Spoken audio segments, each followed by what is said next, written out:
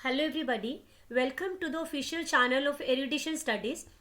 ਅੱਜ ਦੇ ਸੈਸ਼ਨ ਦੇ ਵਿੱਚ ਅਸੀਂ ਇਸ ਸਾਲ ਦੇ last day 31st of December ਦੇ ਕਰੰਟ ਅਫੇਅਰਸ ਨੂੰ ਕਵਰ ਕਰਨਾ ਆ ਐਂਡ ਇਸ ਦੇ ਵਿੱਚ ਅਸੀਂ MCQ ਐਂਡ ਜਿੰਨੇ ਵੀ ਉਸ ਦੇ ਨਾਲ ਰਿਲੇਟਡ ਐਕਸਟਰਾ ਫੈਕਟਸ ਰਹਿਣਗੇ ਸਾਰੇ ਹੀ ਡਿਸਕਸ ਕਰਾਂਗੇ। ਸਾਡੇ ਸੈਸ਼ਨਸ ਦੇ ਵਿੱਚ ਨੈਸ਼ਨਲ ਐਂਡ ਇੰਟਰਨੈਸ਼ਨਲ ਸਾਰਿਆਂ ਹੀ ਜੋ ਨਿਊਜ਼ ਨੇ ਉਹਨਾਂ ਨੂੰ ਅਸੀਂ ਕਵਰ ਕਰਦੇ ਹਾਂ, ਹੈ ਨਾ। और तुसी इंडिया के किसी भी एग्जाम की तैयारी कर रहे हो तो सारे ही एग्जाम्स के लिए ये वाले सैशन बहुत ही ज़्यादा इंपॉर्टेंट होंगे हैं, इसलिए इन्हों बिना मिस किए देखा करो।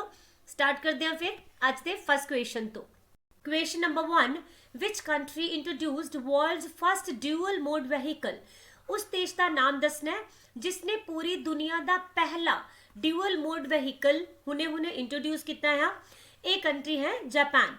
ਅਸੀਂ ਹੁਣ ਤੱਕ ਦੇਖਿਆ ਆ ਕਿ ਰੋਡਸ ਦੇ ਉੱਪਰ ਨੋਰਮਲ ਰਬਰ ਟਾਇਰ ਦੇ ਨਾਲ ਚੱਲਣ ਵਾਲੇ ਵਹੀਕਲ ਚੱਲਦੇ ਆ ਐਂਡ ਅਗਰ ਅਸੀਂ ਟ੍ਰੇਨ ਦੇਖਦੇ ਆ ਤਾਂ ਟਰੈਕਸ ਦੇ ਉੱਪਰ ਚੱਲਣਗੇ ਸਟੀਲ ਦੇ ਵੀਲ ਜਾਂ ਫਿਰ ਆਇਰਨ ਦੀ, ਹੈ ਨਾ। ਬਟ ਅਗਰ ਤੁਸੀਂ ਹੁਣ ਗੱਲ ਕਰੋਗੇ ਤਾਂ ਜਾਪਾਨ ਨੇ ਇੱਕ ਨਿਊ ਇਨਵੈਂਸ਼ਨ ਕਰ ਦਿੱਤੀ ਹੈ। ਇਹਨਾਂ ਨੇ ਮਿਨੀ ਬੱਸ ਵਰਗੇ ਸਟਰਕਚਰ ਨੂੰ ਹਾਲ ਹੀ ਦੇ ਵਿੱਚ ਆਪਣੇ ਕਾਇਓ ਟਾਊਨ ਦੇ ਵਿੱਚ ਇੰਟਰੋਡਿਊਸ ਕੀਤਾ ਆ। ਓਕੇ, और ये वहीकल जो है ये दोनों ही चीज़ा होंगियां ड्यूअल मोड ते चलेगा। कहने का मतलब ये ट्रैक ते भी चलेगा, रेल दे एंड रोड दे उपर भी चलेगा। ठीक है, एंड की है जी ये नॉर्मल रबर दे टायर पहला लगाए गए ने। ओके, ओदी हैल्प दे नाल ये रोड दे उपर आसानी नाल चल सकेगा। बट इस दे नाल ये स्टील दे टायर्स नूं भी इंस्टॉल किया गया ਜਿਹੜੇ कि ਇਹਦੇ ना नीचे वाली साइड छुपे रहणगे। ओके, तो जिद्दां ये रेल ट्रैक नूं हिट करनगे ਤਾਂ ਇਹਦੇ ਨਾਲ ਕੀ ਹੋਣਾ ਆ, ਇਹ ਨੀਚੇ ਵੱਲ ਆ ਜਾਣਗੇ ਐਂਡ ਫਿਰ ਉੱਥੇ ਵੀ ਰਨ ਕਰਨ ਦੇ ਵਿੱਚ ਹੈਲਪਫੁਲ ਹੋਣਗੇ। ਓਕੇ, ਤੇ ਇਸ ਦੇ ਨਾਲ ਕੀ ਹੈ ਜੀ ਸਪੀਡ ਦੇਖਣੀ ਹੋਏਗੀ ਤੁਸੀਂ ਕਿੰਨੀ ਰਹੇਗੀ, ਤਾਂ ਇਸ ਦੀ ਸਪੀਡ ਰਹੇਗੀ ਕਿ 60 ਕਿਲੋਮੀਟਰ ਪ੍ਰਤੀ ਘੰਟਾ। ਓਕੇ, ਐਂਡ ਅਗਰ ਇਹ ਤੁਸੀਂ ਗੱਲ ਕਰੋਗੇ ਸਪੀਡ ਇਹ ਹੈ ਜਿਹੜੀ ਕਿ ਰੇਲ ਟਰੈਕ ਦੇ ਉੱਪਰ ਮਿਲੇਗੀ। ਬਟ ਅਗਰ ਤੁਸੀਂ ਰੋਡ ਦੇ ਉੱਪਰ ਲੈ ਕੇ ਜਾਓਗੇ ਇਸ ਵਹੀਕਲ ਨੂੰ ਤਾਂ ਇਹ 100 ਕਿਲੋਮੀਟਰ ਪਰ ਆਰ ਦੀ ਸਪੀਡ ਦੇ ਨਾਲ ਦੌੜ ਸਕਦਾ ਆ और एक टाइम ਦੇ ਵਿੱਚ ਇਹ 21 ਪੈਸੇਂਜਰਸ ਨੂੰ ਕੈਰੀ ਕਰ ਸਕੇਗਾ। ਓਕੇ, ਤੇ ਇਹਨੂੰ ਜਾਪਾਨ ਦੇ ਸਾਊਥ ਦੇ ਵਿੱਚ ਮੈਂ ਤੁਹਾਨੂੰ ਇੱਕ ਆਈਲੈਂਡ ਕਰਵਾਇਆ ਸੀ ਸ਼ਿਕੋਕੂ, ਰਾਈਟ। ਔਰ ਇਸੇ ਆਈਲੈਂਡ ਦੇ ਨਾਲ ਨਾਲ ਚਲਾਇਆ ਜਾਏਗਾ ਤੇ ਜਿੰਨੇ ਵੀ ਪੈਸੇਂਜਰਸ ਹੈਗੇ ਆ ਫਿਰ ਉਹ ਸੀ ਸਾਈਡ ਦੀ ਸੀਨਰੀ ਨੂੰ ਇੰਜੋਏ ਕਰ ਸਕਣਗੇ। ਠੀਕ ਹੈ, ਇੱਥੇ ਮੈਂ ਜਾਪਾਨ ਦੇ ਨਾਲ ਰਿਲੇਟਡ ਕੁਝ ਫੈਕਟਸ ਰੱਖੇ ਆ, ਬਟ ਅਗਰ ਤੁਸੀਂ ਡਿਟੇਲ ਦੇਖਣੀ ਹੈ ਤਾਂ ਪਰਸੋਂ ਅਸੀਂ ਜਾਪਾਨ ਕੰਟਰੀ ਨੂੰ ਕਵਰ ਕੀਤਾ ਸੀ। बिकॉज डेली ही जो कोई भी इंटरनेशनल न्यूज़ आती है तो असी एक कंट्री नू कवर करते हैं। ठीक है, तो उन्होंने तुसी देख सकते हो, तुहानू जापान बारे काफ़ी ज़्यादा डिटेल मिल जाएगी। जापान एक आइलैंड कंट्री है, एक्चुअली एक आर्कीपेलागो है। आर्कीपेलागो मतलब जेडे कि काफ़ी सारे आइलैंड्स दे नाल मिल के कोई जगह बनती है। ठीक है, और एदी लोकेशन तुहानू ईस्ट एशिया दे विच मिलेगी। कैपिटल इसकी टोक्यो है। नैशनल लैंगुएज ऐसे जापानीज़ बोली जाती है।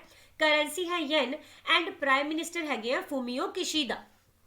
ओके, हुण देख लैंदे आ वर्ल्ड दियां top first, right.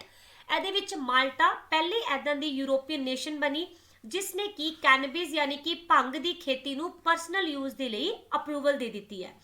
Then China ਨੇ ਲਾਂਚ ਕੀਤਾ ਵਰਲਡ ਦੀ ਫਸਟ ਪਹਿਲੀ ਮੈਗਲੇਵ ट्रेन। ठीक है, ਜਿਹੜੀ ਕਿ ਸਭ ਤੋਂ ਫਾਸਟ ਚੱਲਦੀ ਹੈ।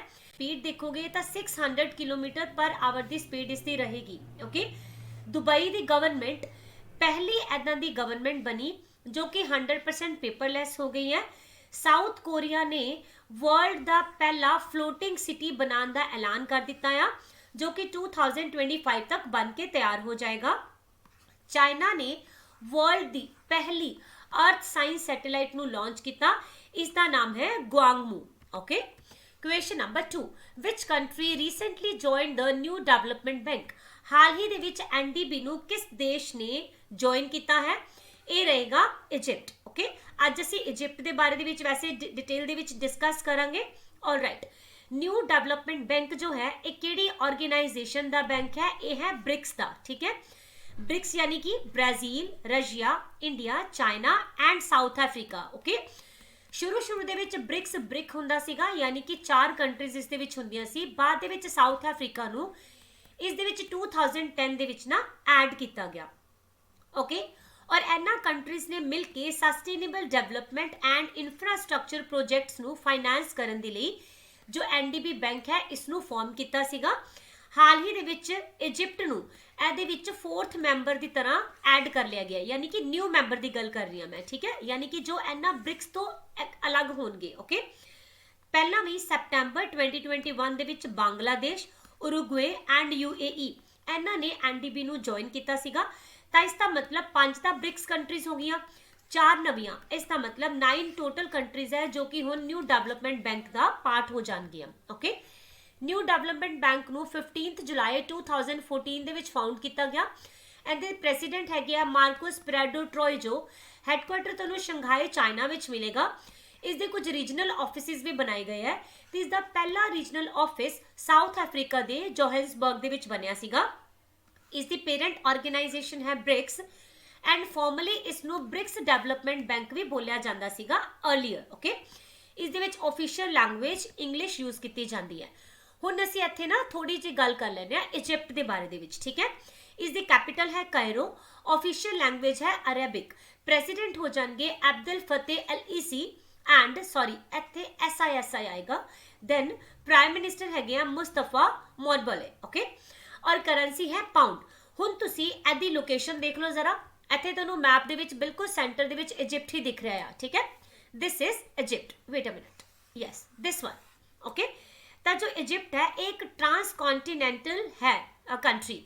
ਟ੍ਰਾਂਸਕॉन्टिनेंटल मतलब यानी कि 2 कॉन्टिनेंट है जिस ते भी ਤੁਹਾਨੂੰ ਇਜਿਪਟ ਦੀ ਲੋਕੇਸ਼ਨ ਦੇਖਣ ਚ ਮਿਲੇਗੀ। ਇਹ ਨਾਰਥ ਈਸਟ ਅਫਰੀਕਾ ਤੋਂ ਲੈ ਕੇ and ਸਿਨਾਈ Peninsula of western Asia ਦੇ ਵਿੱਚ ਫੈਲਿਆ ਹੋਇਆ, ਠੀਕ ਹੈ। ਯਾਨੀ ਕਿ ਏਸ਼ੀਆ ਐਂਡ ਅਫਰੀਕਾ 2 ਕੌਂਟੀਨੈਂਟ ਦੇ ਵਿੱਚ ਫੈਲਿਆ ਹੋਇਆ ਹੈਗਾ ਆ। ਜਦੋਂ ਤੁਸੀਂ ਇਸ ਤੇ ਨਾਰਥ ਵਾਲੀ ਸਾਈਡ ਦੇਖੋਗੇ ਤਾਂ ਇੱਥੇ ਤੁਹਾਨੂੰ ਲੋਕੇਸ਼ਨ ਮਿਲਣ ਵਾਲੀ ਹੈ ਮੈਡੀਟਰੇਨੀਅਨ ਸੀ ਦੀ। ਓਕੇ, ਔਰ ਈਸਟ ਵਾਲੀ ਸਾਈਡ ਇੱਥੇ ਦੇਖੋ ਇਹ ਤੁਹਾਨੂੰ ਮਿਲ ਰਿਹਾ ਆ ਰੈੱਡ ਸੀ, ਕਿਉਂਕਿ ਅੱਜ ਕੱਲ੍ਹ ਨਾ ਜਦੋਂ ਵੀ ਕੋਈ ਕੰਟਰੀ ਨਿਊਜ਼ ਦੇ ਵਿੱਚ ਆਉਂਦੀ ਹੈ ਤਾਂ ਮੈਪ ਬਹੁਤ ਜ਼ਿਆਦਾ ਪੁੱਛਿਆ ਜਾਂਦਾ ਹੈ, ਠੀਕ ਹੈ। ਤਾਂ ਇਸ ਲਈ ਤੁਸੀਂ ਦੋਨੋਂ ਹੀ ਲੋਕੇਸ਼ਨਸ ਯਾਦ ਰੱਖਣੀ ਹੈ ਕਿ ਇਜਿਪਟ ਦੇ ਨਾਰਥ ਵਿੱਚ ਮੈਡੀਟਰੇਨੀਅਨ ਸੀ ਹੈ ਐਂਡ ਈਸਟ ਵਾਲੀ ਸਾਈਡ ਤੁਹਾਨੂੰ ਰੈੱਡ ਸੀ ਮਿਲੇਗਾ। ਬਟ ਰੈੱਡ ਸੀ ਦੇ ਨਾਲ ਨਾਲ ਇੱਕ ਗਲਫ ਤੁਹਾਨੂੰ ਇੱਥੇ ਦਿਖ ਰਹੀ ਹੋਏਗੀ, ਜਿੱਥੇ ਮੈਂ 1 ਮਿੰਟ ਮੈਂ ਕਲੀਨ ਕਰ ਲਾਂ ਫਿਰ ਤੁਹਾਨੂੰ ਥੋੜਾ ਜਿਹਾ ਜ਼ਿਆਦਾ ਈਜ਼ਲੀ ਦਿਖ ਜਾਏਗਾ ਇੱਥੇ, ਬਿਕਾਜ਼ ਇਹ ਬਹੁਤ ਛੋਟੀ ਜਿਹੀ ਜਗ੍ਹਾ ਹੈ। ਓਕੇ, ਹੇਅਰ ਇਟ ਇਜ਼, ਇਹ ਤੁਸੀਂ ਦੇਖ ਰਹੇ ਹੋ ਇਹ ਹੈ ਗਲਫ ਆਫ ਐਕਵਾਬਾ, ਠੀਕ ਹੈ। ਤੇ ਇਜਿਪਟ ਨੂੰ ਜਾਰਡਨ ਐਂਡ ਸਾਊਦੀ ਅਰੇਬੀਆ ਤੋਂ ਅਲੱਗ ਕੌਣ ਕਰਦੀ ਹੈ? ਇਹੀ ਗਲਫ ਆਫ ਐਕਵਾਬਾ ਹੀ ਕਰਦੀ ਹੈ, ਠੀਕ ਹੈ। That is why this will also be very important for you. Okay, ਹੁਣ ਦੇਖ ਲੈਂਦੇ ਆ ਥਰਡ ਕੁਐਸਚਨ ਨੂੰ, ਵਿਚ ਬੈਂਕ ਲਾਂਚਡ ਗ੍ਰੀਨ ਫਿਕਸਡ ਡਿਪੋਜ਼ਿਟਸ। ਕਿਸ ਬੈਂਕ ਨੇ ਇੱਕ ਨਵਾਂ ਇਨੀਸ਼ੀਏਟਿਵ ਸਟਾਰਟ ਕੀਤਾ ਹੈ ਗ੍ਰੀਨ ਫਿਕਸਡ ਡਿਪੋਜ਼ਿਟ ਨਾਮ ਦਾ, ਠੀਕ ਹੈ। ਤਾਂ ਇਹ ਹੋ ਜਾਏਗਾ ਇੰਡਸਇੰਡ ਬੈਂਕ। ਇਹ ਕੀ ਹੈ ਜੀ? ਫਿਕਸਡ ਡਿਪੋਜ਼ਿਟ, ਯਾਨੀ ਕਿ ਜਿੱਦਾਂ ਅਸੀਂ ਨੋਰਮਲ ਆਪਦੀ FDI ਕਰਦੇ ਆ ਹੈ ਨਾ, ਸੌਰੀ FD ਕਰਦੇ ਆ, ਇਸੇ ਤਰ੍ਹਾਂ ਹੀ ਸਮਝ ਲਓ ਤੁਸੀਂ ਇਹ FD ਹੀ ਹੈ, ਠੀਕ ਹੈ। ਇਹ ਪਰ ਹੈਗੀ ਹੈ ਕਿਹੜੀ ਜੀ? Green fixed deposit. ਤਾਂ ਜਿੱਥੇ ਵੀ ਗ੍ਰੀਨ ਵਰਡ ਆਉਂਦਾ ਹੈ ਜ਼ਿਆਦਾਤਰ ਅਸੀਂ ਉਸਨੂੰ ਇਨਵਾਇਰਨਮੈਂਟ ਦੇ ਨਾਲ ਰਿਲੇਟ ਕਰਦੇ ਹਾਂ, ਹੈ ਨਾ, ਬਿਲਕੁਲ ਐਦਾਂ ਹੀ ਹੈ। ਇੱਕ ਫਿਕਸਡ ਡਿਪੋਜ਼ਿਟ ਸਕੀਮ ਹੈ ਜਿਸ ਦੇ ਨਾਲ ਜਿਹੜੇ ਇਨਵੈਸਟਰਸ ਹੋਣਗੇ ਨਾ ਉਹ ਆਪਣੀ ਸਰਪਲਸ ਮਨੀ ਨੂੰ ਇਨਵਾਇਰਨਮੈਂਟਲ ਜਿਹੜੀ ਫਰੈਂਡਲੀ ਪ੍ਰੋਜੈਕਟਸ ਹੁੰਦੇ ਆ ਉਹਨਾਂ ਦੇ ਵਿੱਚ ਇਨਵੈਸਟ ਕਰ ਸਕਦੇ ਨੇ। ਇਹਦੇ ਵਿੱਚ ਕਾਰਪੋਰੇਟ ਕਸਟਮਰ ਵੀ ਆਪਣਾ ਇਨਵੈਸਟ ਕਰ ਸਕਦੇ ਆ ਔਰ ਰਿਟੇਲ ਕਸਟਮਰਸ ਵੀ, ਠੀਕ ਹੈ। ਔਰ ਐਸ ਡਿਪੋਜ਼ਿਟ ਨੂੰ ਇੰਡਸਇੰਡ ਬੈਂਕ ਕੀ ਕਰੇਗਾ?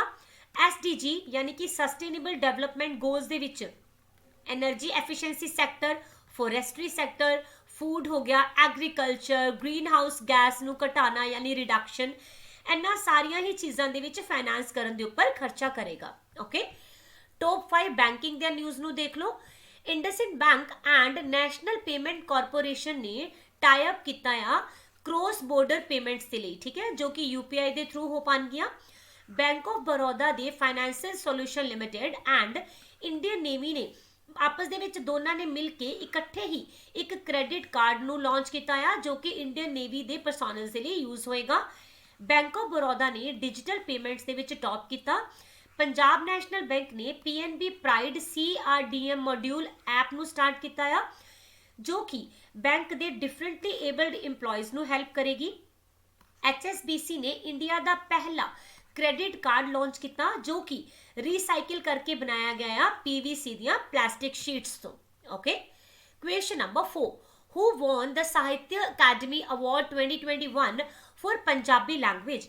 पंजाबी भाषा दे विच साहित्य अकादमी अवार्ड 2021 ਇਹ ਕਿਹਨਾਂ ਨੂੰ ਦਿੱਤਾ ਗਿਆ ਆ? ਤਾਂ ਇਸ ਅਵਾਰਡ ਨੂੰ ਪਾਉਣ ਵਾਲੇ ਹੋ ਜਾਣਗੇ ਖਾਲਿਦ ਹੁਸੈਨ ਰਾਈਟ। ਹਾਲ ਹੀ ਦੇ ਵਿੱਚ ਜਿਹੜੇ ਸਾਹਿਤ ਅਕੈਡਮੀ ਅਵਾਰਡ ਦਿੱਤੇ ਗਏ ਆ ਨਾ, ਇਹਨਾਂ ਨੂੰ 20 ਲੈਂਗੁਏजेस ਦੇ ਵਿੱਚ ਦਿੱਤਾ ਗਿਆ ਆ, ਓਕੇ, 2021 ਦੇ। ਬਟ ਇਸ ਦੇ ਨਾਲ ਨਾਲ ਬੋਲਿਆ ਗਿਆ ਗੁਜਰਾਤੀ, ਉਰਦੂ, ਮਨੀਪੁਰੀ ਐਂਡ ਮੈਥਿਲੀ, ਇਹਨਾਂ 4 ਲੈਂਗੁਏजेस ਦੇ ਬਾਅਦ ਦੇ ਵਿੱਚ ਅਨਾਉਂਸ ਕੀਤੇ ਜਾਣਗੇ, ਠੀਕ ਹੈ।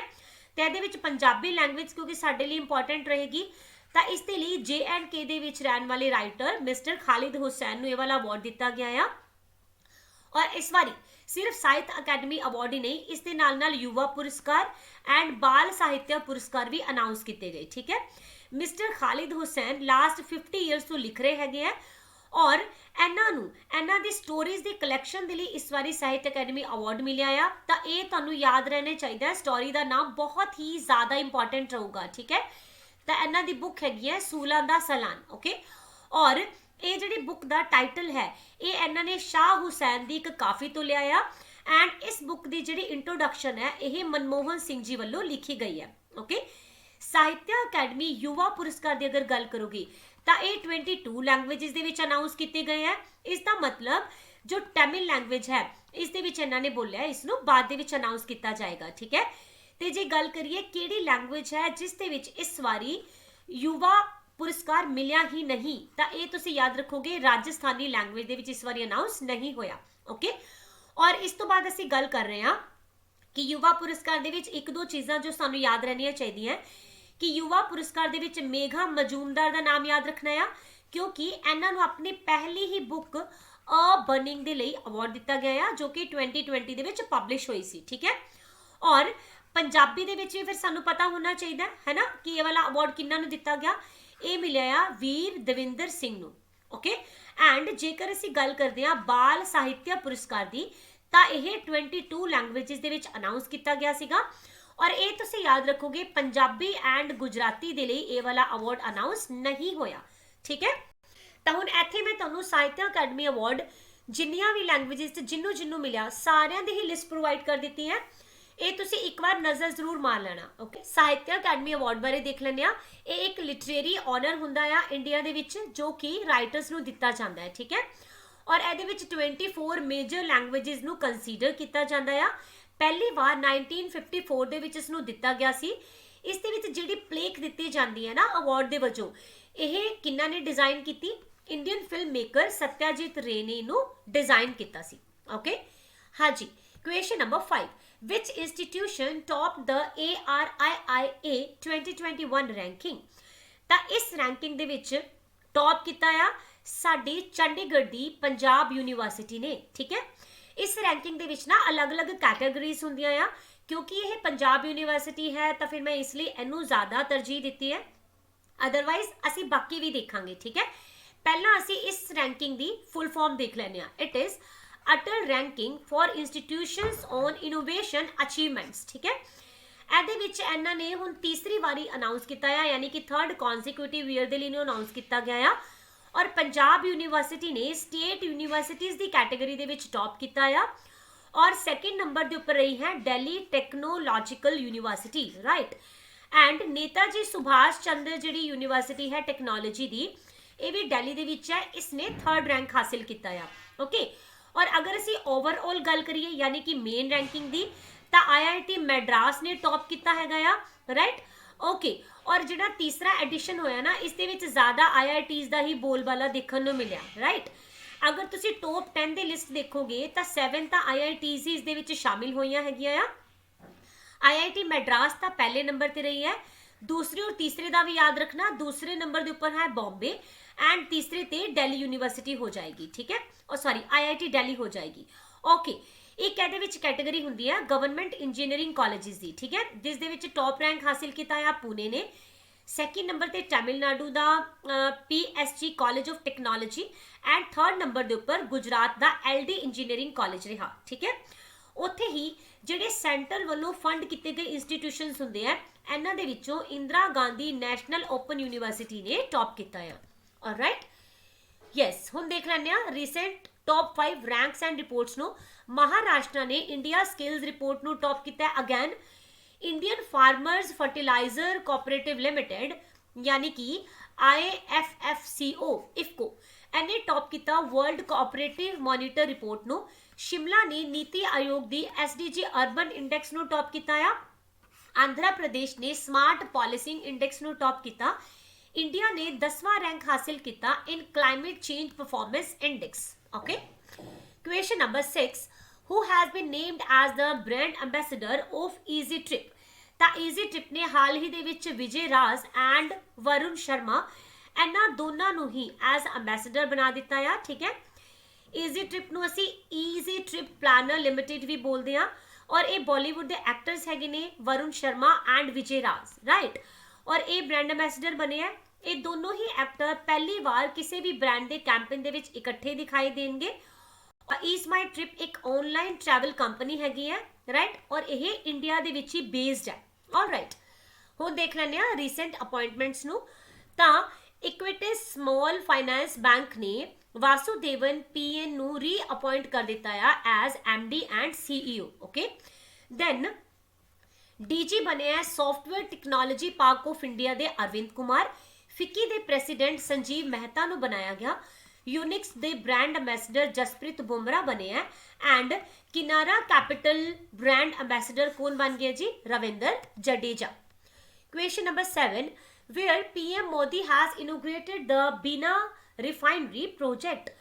ਤਾਂ ਬਿਨਾ ਰਿਫਾਈਨਰੀ ਪ੍ਰੋਜੈਕਟ ਦੀ ਗੱਲ ਕਰ ਰਹੇ ਹਾਂ। ਇੱਥੇ ਅਸੀਂ ਵੈਸੇ ਦੋ ਪ੍ਰੋਜੈਕਟਸ ਨੂੰ ਦੇਖਾਂਗੇ, ਠੀਕ ਹੈ, ਬਿਕਾਜ਼ ਹਾਲ ਹੀ ਦੇ ਵਿੱਚ ਪ੍ਰਾਈਮ ਮਿਨਿਸਟਰ ਮੋਦੀ ਨੇ ਦੋ ਇੰਪੋਰਟੈਂਟ ਪਾਈਪਲਾਈਨ ਪ੍ਰੋਜੈਕਟਸ ਹੈ ਜਿਨ੍ਹਾਂ ਨੂੰ ਇਨੋਗ੍ਰੇਟ ਕੀਤਾ ਸੀਗਾ।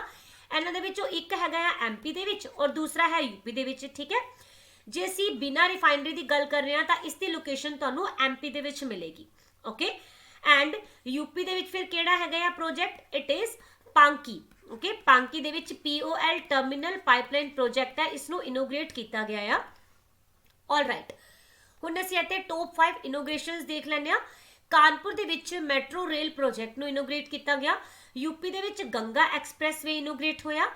ਹਿਮਾਚਲ ਪ੍ਰਦੇਸ਼ ਦੇ ਵਿੱਚ 4 ਹਾਈਡਰੋ ਪਾਵਰ ਪ੍ਰੋਜੈਕਟਸ ਨੂੰ ਇਨੋਗ੍ਰੇਟ ਕੀਤਾ ਗਿਆ, ਜਿਸ ਦੇ ਬਾਰੇ ਅਸੀਂ ਕੱਲ ਡਿਟੇਲ ਦੇ ਵਿੱਚ ਕਵਰ ਕੀਤਾ ਸੀਗਾ। ਸਰਯੂ ਨਹਿਰ ਨੈਸ਼ਨਲ ਪ੍ਰੋਜੈਕਟ ਨੂੰ UP ਦੇ ਵਿੱਚ ਐਂਡ ਮਾਂ ਉਮੀਆ ਧਾਮ ਡਿਵੈਲਪਮੈਂਟ ਪ੍ਰੋਜੈਕਟ ਨੂੰ ਗੁਜਰਾਤ ਦੇ ਵਿੱਚ ਇਨੋਗ੍ਰੇਟ ਕੀਤਾ ਗਿਆ। Question number 8, where PM Modi launched blockchain based digital degrees? ਤਾਂ PM ਮੋਦੀ ਨੇ ਹਾਲ ਹੀ ਦੇ ਵਿੱਚ IIT ਕਾਨਪੁਰ ਦੇ ਵਿੱਚ ਜੋ ਬਲੌਕਚੇਨ ਬੇਸਡ ਡਿਜੀਟਲ ਡਿਗਰੀ ਹੈ ਇਹਨੂੰ ਅਨਾਉਂਸ ਕੀਤਾ ਆ, ਇਨੋਗ੍ਰੇਟ ਕੀਤਾ ਹੈ। ਠੀਕ ਹੈ, ਔਰ IIT ਕਾਨਪੁਰ ਦਾ 54th ਨੰਬਰ ਦਾ ਕਨਵੋਕੇਸ਼ਨ ਸੈਰੇਮਨੀ ਦਾ ਦਿਨ ਸੈਲੀਬ੍ਰੇਟ ਕੀਤਾ ਜਾ ਰਿਹਾ ਸੀਗਾ ਔਰ ਇਸੇ ਮੌਕੇ ਦੇ ਉੱਪਰ ਹੀ PM ਨੇ ਨੈਸ਼ਨਲ ਬਲੌਕਚੇਨ ਪ੍ਰੋਜੈਕਟ ਦੇ under blockchain based digital degrees ਨੂੰ ਲਾਂਚ ਕੀਤਾ। ਠੀਕ ਹੈ, IIT ਕਾਨਪੁਰ ਵੱਲੋਂ ਹੁਣ ਡਿਜੀਟਲ ਡਿਗਰੀਜ਼ ਦੇਣ ਦੇ ਲਈ ਨਾ ਐਸ ਟੈਕਨੋਲੋਜੀ ਨੂੰ ਯੂਜ਼ ਕੀਤਾ ਜਾਊਗਾ। ਓਕੇ, ਔਰ ਇਹੀ ਸੇਮ ਟੈਕਨੋਲੋਜੀ ਪਹਿਲਾਂ ਸਾਡੇ ਇੰਡੀਆ ਦੇ ਵਿੱਚ ਫਾਈਨਾਂਸ ਸੈਕਟਰ ਦੇ ਵਿੱਚ ਵੀ ਯੂਜ਼ ਕੀਤੀ ਜਾ ਰਹੀ ਹੈ। ਓਕੇ, ਹੁਣ ਇਹ ਐਜੂਕੇਸ਼ਨ ਫੀਲਡ ਦੇ ਵਿੱਚ ਸਟਾਰਟ ਕੀਤੀ ਗਈ ਹੈ। Okay, question number 9, what is the ranking of Axis Bank in POS machines? POS machine ਦੇ ਵਿੱਚ ਹਾਲ ਹੀ ਦੇ ਵਿੱਚ ਐਕਸਿਸ ਬੈਂਕ ਨੇ ਦੂਸਰਾ ਰੈਂਕ ਹਾਸਿਲ ਕਰ ਲਿਆ ਆ। ਐਕਸਿਸ ਬੈਂਕ ਨੇ ਕੀ ਕੀਤਾ ਜੀ, ਇਸ ਸਾਲ 2 ਲੱਖ ਤੋਂ ਵੀ ਜ਼ਿਆਦਾ ਜਿਹੜੀਆਂ ਕਾਰਡ ਸਵਾਈਪ ਮਸ਼ੀਨਸ ਹੁੰਦੀਆਂ ਇਹਨਾਂ ਨੂੰ ਇੰਸਟਾਲ ਕੀਤਾ ਆ, ਰਾਈਟ। ਐਂਡ ਇਹ ਸਭ ਕੁਝ ਐਸ ਬੈਂਕ ਨੇ ਆਪਣੇ ਇੱਕ ਇਨੀਸ਼ੀਏਟਿਵ ਦੇ ਅੰਡਰ ਕੀਤਾ ਆ। ਇਸ ਇਨੀਸ਼ੀਏਟਿਵ ਦਾ ਨਾਮ ਹੈ ਐਕਸਿਸ 1। ਠੀਕ ਹੈ, ਐਸ ਸਟ੍ਰੈਟਜੀ ਦੇ ਅੰਡਰ ਹੀ ਇਹਨਾਂ ਨੇ ਕੀਤਾ ਹੈ ਔਰ ਐਕਸਿਸ ਜੋ ਹੈ ਹੁਣ ਫਿਰ ਸੈਕਿੰਡ ਨੰਬਰ ਦਾ ਲਾਰਜੈਸਟ ਮਰਚੈਂਟ ਐਕਵਾਇਰਿੰਗ ਬੈਂਕ ਬਣ ਗਿਆ ਆ। ਓਕੇ, ਐਕਸਿਸ ਬੈਂਕ ਨੇ ਆਪਣੇ ਕਸਟਮਰਸ ਨੂੰ ਕਾਫੀ ਜ਼ਿਆਦਾ ਨਿਊ ਟੈਕਨੋਲੋਜੀਜ਼ ਇਸ ਵਾਰ ਆਫਰ ਕੀਤੀਆਂ ਸੀਗੀਆਂ, ਜਿਸ ਤਰ੍ਹਾਂ ਕਿ ਪ੍ਰਿੰਟਲੈਸ ਕੰਪੈਕਟ ਮਸ਼ੀਨ ਹੈ। ਦੈਨ ਇੱਕ ਆਹ ਵਾਲਾ ਤੁਸੀਂ ਯਾਦ ਰੱਖਣਾ BYOD ਏਜੰਡਾ। ਠੀਕ ਹੈ, that is bring your own device agenda, right. ਇਸ ਦੇ ਵਿੱਚ ਕੀ ਹੋਇਆ ਆ, ਇਸ ਦੇ ਵਿੱਚ ਕਾਰਡਸ ਨੂੰ ਐਕਸੈਪਟ ਕਰਨ ਵਾਸਤੇ ਜਿਹੜੇ ਕਸਟਮਰਸ ਹੈ ਨਾ ਇਹ ਆਪਣੇ ਰੈਗੂਲਰ ਸਮਾਰਟਫੋਨਸ ਨੂੰ ਵੀ ਯੂਜ਼ ਕਰ ਸਕਦੇ ਹੈ ਨਾ। ਤਾਂ ਇਹਨਾਂ ਸਾਰੇ ਹੀ ਜੋ ਐਫਰਟਸ ਦੇ ਕਰਕੇ ਐਕਸਿਸ ਬੈਂਕ ਨੇ ਹੁਣ ਇਹ ਲੈਂਡਮਾਰਕ ਨੂੰ ਹਾਸਿਲ ਕੀਤਾ। ਓਕੇ, ਹੁਣ ਦੇਖ ਲੈਂਦੇ ਆ ਬੈਂਕਿੰਗ ਦੀਆਂ ਟੌਪ 5 ਨਿਊਜ਼ ਨੂੰ। RBI ਨੇ ਆਪਣੀ ਐਨੂਅਲ ਰਿਪੋਰਟ ਜੋ ਹੈ ਜਾਰੀ ਕੀਤੀ। ਇਸ ਵਾਰ ਇਸ ਦਾ ਟਾਈਟਲ ਰੱਖਿਆ ਗਿਆ report on trend and progress of banking in India. HDFC life ਨੇ ਸਾਈਨ ਕੀਤਾ ਹੈ ਇੱਕ ਐਗਰੀਮੈਂਟ ਕਿਸ ਦੇ ਨਾਲ? ਸਾਊਥ ਇੰਡੀਅਨ ਬੈਂਕ ਦੇ ਨਾਲ। ਠੀਕ ਹੈ, ਔਰ ਇਹਦੇ ਵਿੱਚ ਕੀ ਹੋਣਾ ਆ, ਸਾਊਥ ਇੰਡੀਅਨ ਬੈਂਕ ਦੇ ਜਿਹੜੇ ਵੀ ਕਸਟਮਰਸ ਹੋਣਗੇ ਹੁਣ ਉਹ HDFC ਬੈਂਕ ਦੀ ਜਿਹੜੀ ਲਾਈਫ ਇੰਸ਼ੋਰੈਂਸ ਸਰਵਿਸ ਹੈ ਇਸ ਨੂੰ ਅਵੇਲ ਕਰ ਸਕਣਗੇ। City union bank and NPCI ਨੇ ਇੱਕ ਵੀਅਰੇਬਲ ਕੀ ਚੇਨ ਲਾਂਚ ਕੀਤੀ ਹੈ, ਨਾਮ ਹੈ ਔਨ ਦ ਗੋ। ਇਸ ਦੇ ਨਾਲ ਕੈਸ਼ਲੈਸ ਪੇਮੈਂਟ ਕੀਤੀ ਜਾ ਸਕੇਗੀ। ਦੈਨ ਸਾਡੇ ਇੰਡੀਆ ਦੇ ਵਿੱਚ ਜਿਹੜੀਆਂ ਨੋਨ ਬੈਂਕਿੰਗ ਐਂਟੀਟੀਜ਼ ਹੁੰਦੀਆਂ, ਇਹਨਾਂ ਨੇ 10,000 ਇੰਡੀਆ 1 ATM, ਇਹ ਯਾਦ ਰੱਖ ਲੈਣਾ, ਠੀਕ ਹੈ। ਇੰਡੀਆ 1 ATMs ਨੂੰ ਇੰਸਟਾਲ ਕੀਤਾ ਹੈਗਾ ਆ, ਇਹਨਾਂ ਨੂੰ ਹੀ ਵਾਈਟ ਲੇਬਲਡ ATMs ਵੀ ਬੋਲਿਆ ਜਾ ਰਿਹਾ, ਓਕੇ। ICICI ਬੈਂਕ ਨੇ ਲਾਂਚ ਕੀਤਾ ਇੱਕ online platform that is trade emerge. Trade ਇੱਥੇ ਨਾਮ ਤੋਂ ਹੀ ਪਤਾ ਚੱਲ ਰਿਹਾ ਹੋਏਗਾ ਕਿ ਇਹ ਇੰਡੀਆ ਦੇ ਜਿੰਨੇ ਵੀ ਐਕਸਪੋਰਟਰਸ ਐਂਡ ਇੰਪੋਰਟਰਸ ਹੈ ਉਹਨਾਂ ਨੂੰ ਡਿਜੀਟਲ ਬੈਂਕਿੰਗ ਕਰਨ ਦੇ ਵਿੱਚ ਹੈਲਪ ਕਰਨ ਦੇ ਲਈ ਲਾਂਚ ਕੀਤਾ ਗਿਆ, okay. Question number 10, who has been appointed as DG of Forest and Special Secretary? ਤਾਂ ਹਾਲ ਹੀ ਦੇ ਵਿੱਚ DG of Forest and Special Secretary ਇਹ ਕਿੰਨਾਂ ਨੂੰ ਨਿਯੁਕਤ ਕੀਤਾ ਗਿਆ? ਇਹਨਾਂ ਦਾ ਨਾਮ ਹੈ ਚੰਦਰ ਪ੍ਰਕਾਸ਼ ਗੋਇਲ, ਓਕੇ। ਔਰ ਚੰਦਰ ਪ੍ਰਕਾਸ਼ ਗੋਇਲ ਇੰਡੀਆ ਦੇ ਫੋਰੈਸਟ ਸਰਵਿਸ ਆਫਿਸਰ ਹੈਗੇ ਆ। ਇਹਨਾਂ ਨੇ ਹਾਲ ਹੀ ਦੇ ਵਿੱਚ ਇਹ ਵਾਲੀ ਪੋਸਟ ਨੂੰ ਹਾਸਿਲ ਕੀਤਾ ਆ ਔਰ ਇਹ 1986 ਦੇ ਬੈਚ ਦੇ IFS ਆਫਿਸਰ ਨੇ। ਪਹਿਲਾਂ ਵੀ ਇਹ ਯੂਪੀ ਦਾ ਜੋ ਫੋਰੈਸਟ ਡਿਪਾਰਟਮੈਂਟ ਹੈ ਉਸ ਦੇ ਵਿੱਚ ਪ੍ਰਿੰਸੀਪਲ ਚੀਫ ਕੰਜ਼ਰਵੇਟਰ ਵੀ ਰਹੇ ਹੋਏ ਨੇ, ਠੀਕ ਹੈ। ਹੁਣ ਦੇਖਦੇ ਹਾਂ ਟੌਪ 5 ਅਪਾਇੰਟਮੈਂਟਸ ਨੂੰ। ਤਾਂ ਇੰਡੀਅਨ ਟੂਰਿਜ਼ਮ ਡਿਵੈਲਪਮੈਂਟ ਕਾਰਪੋਰੇਸ਼ਨ ਨੇ ਸੰਬਿਤ ਪਾਤਰਾ ਨੂੰ ਆਪਣਾ ਚੇਅਰਮੈਨ ਬਣਾਇਆ ਆ।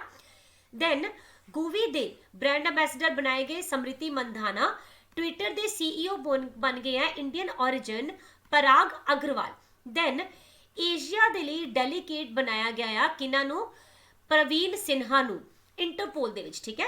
that is Interpol criminal police organisation ਇਸ ਦੀ ਐਗਜ਼ੀਕਿਊਟਿਵ ਕਮੇਟੀ ਦੇ ਵਿੱਚ ਹੁਣ ਇਹ ਏਸ਼ੀਆ ਦੇ ਡੈਲੀਗੇਟ ਦੀ ਤਰ੍ਹਾਂ ਕੰਮ ਕਰਨਗੇ। ਦੈਨ ICC ਦੇ ਮੈਨਸ ਕ੍ਰਿਕਟ ਕਮੇਟੀ ਦੇ ਚੇਅਰਮੈਨ ਬਣਾ ਦਿੱਤਾ ਗਿਆ ਆ ਸੌਰਵ ਗਾਂਗੁਲੀ ਨੂੰ, ਠੀਕ ਹੈ। ਔਰ ਇਹ ਅਨਿਲ ਕੁੰਬਲੇ ਨੂੰ ਰਿਪਲੇਸ ਕਰ ਚੁੱਕੇ ਨੇ। that is all for today. I hope ਤੁਹਾਨੂੰ ਸੈਸ਼ਨ ਅੱਛਾ ਲੱਗਿਆ ਹੋਵੇਗਾ। ਸੈਸ਼ਨ ਅੱਛਾ ਲੱਗਿਆ ਹੋਏ ਤਾਂ ਲਾਈਕ ਐਂਡ ਸ਼ੇਅਰ ਕਰ ਦੇਣਾ। ਕੱਲ ਮਿਲਦੇ ਹਾਂ ਫਿਰ ਨੈਕਸਟ ਸੈਸ਼ਨ ਦੇ ਵਿੱਚ। Till then take care, bye bye.